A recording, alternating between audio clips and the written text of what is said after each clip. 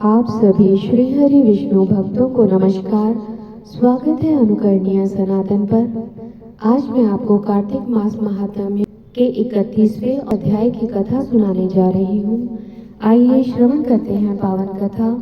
सभी बोले श्री हरि विष्णु भगवान की जय।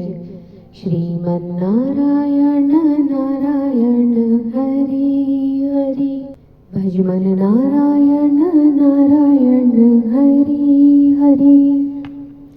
कार्तिक मास महात्म्य का यह 31वां अध्याय बतलाया भगवान ने प्रभु स्मरण का सरल उपाय। भगवान श्री कृष्ण ने कहा, पूर्व काल में अवंतीपुरी में धनेश्वर नामक एक ब्राह्मण रहता था। वह रस, चमड़ा और कंबल आदि का व्यापार करता था। वह वेश्यागामी और मद्यपान आदि बुरे कर्मों में लिप्त रहता था। क्योंकि वह दिन रात पाप में रत रहता था, इसीलिए वह व्यापार करने नगर नगर घूमता था। एक दिन वह क्रय विक्रय के कार्यों से घूमता हुआ महिष्मतीपुरी में जा पहुंचा, जो राजा महिष ने बसाई थी। वहां पाप नाशिनी नर्मदा सदैव शोभा पाती है। उस नदी के किनारे कार्तिक का व्रत करने वाले बहुत से मनुष्य अनेक गांवों से स्नान करने के लिए आए हुए थे। धनेश्वर ने उन सबको देखा और अपना सामान बेचता हुआ वह भी 1 मास तक वहीं रहा। वह अपने माल को बेचता हुआ नर्मदा नदी के तट पर घूमता, जप और देवार्चन में लगे हुए ब्राह्मणों को देखता और वैश्यों के मुख से भगवान श्री हरि विष्णु जी के नामों का कीर्तन सुनता था। वह वहां रहकर उनको स्पर्श करता रहता, उनसे बातचीत करता रहता। वह कार्तिक के व्रत की उद्यापन विधि तथा जागरण भी देखता रहा। उसने पूर्णिमा के व्रत को भी देखा कि व्रती ब्राह्मणों तथा गौओं को भोजन करा रहे हैं, उनको दक्षिणा आदि भी दे रहे हैं। उसने नित्य प्रति भगवान श्री शंकर जी की प्रसन्नता के लिए होती हुई दीपमाला भी देखी। त्रिपुर नामक राक्षस के 3 पुरों को भगवान शिव जी ने इसी तिथि को जलाया था। इसलिए भगवान शिव जी के भक्त इस तिथि को दीप उत्सव मनाते हैं। जो मनुष्य मुझ में और भगवान शिव जी में भेद करता है, उसकी समस्त क्रियाएं निष्फल हो जाती हैं। इस प्रकार नर्मदा तट पर रहते हुए जब उसको 1 माह व्यतीत हो गया, तो एक दिन अचानक उसे किसी काले सांप ने डस लिया।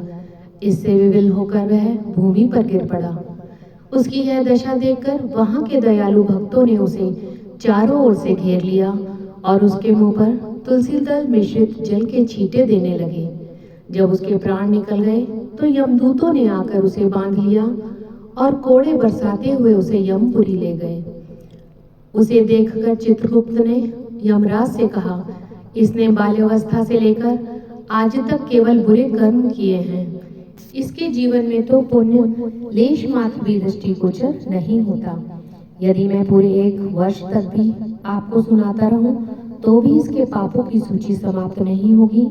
यह महापापी है, इसलिए इसको 1 कल्प तक घोर नरक में डालना होगा। चित्रगुप्त की बात सुनकर यमराज ने कुपित होकर काल नेमी के सामने अपना भयंकर रूप दिखाते हुए अपने अनुचरों को आज्ञा देते हुए कहा, हे प्रेत सेनापतियों, इस दुष्ट को मुग्धरों से मारते हुए कुंभीपाक नरक में डाल दो। सेनापतियों ने मुग्धरों से उसका सिर फोड़ते हुए कुंभीपाक नरक में ले जाकर खौलते हुए तेल के कढ़ाई में डाल दिया।